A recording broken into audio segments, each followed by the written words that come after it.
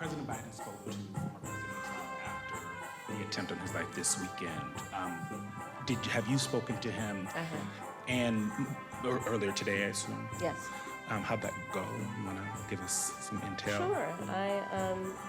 I checked on him to see if he was okay, and I told him what I have said publicly. There's no place for political violence in our country. I am in this election and in this race for many reasons, including to fight for our democracy. And in a democracy, there is no place for political violence. We can and should have healthy debates and discussion and disagreements, but not resort to violence to resolve those issues.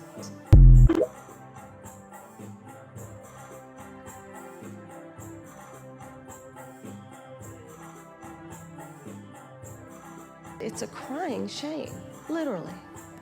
What's happening to those families, those children in that community, not to mention what is happening in terms of, look, you say you care about law enforcement resources being put into this because of these serious threats that are being issued against a community that is living a productive, good life before this happened.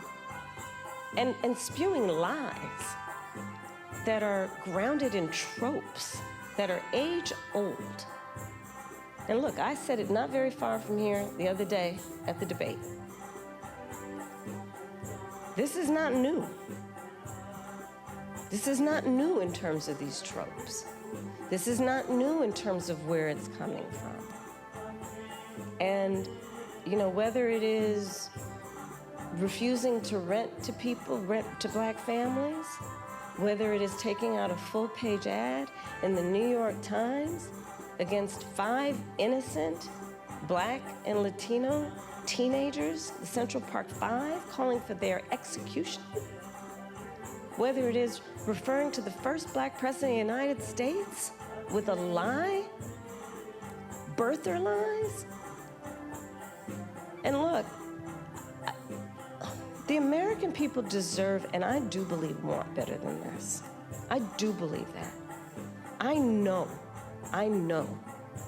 the vast majority of us as Americans know we have so much more in common than what separates us. I know that.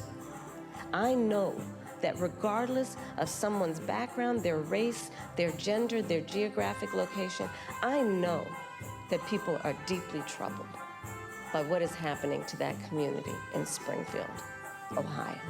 And it's got to stop.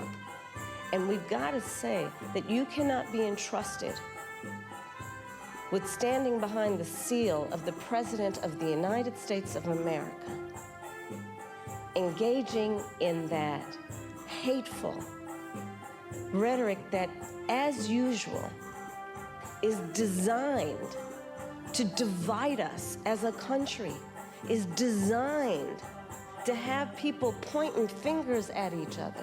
It's designed to do that.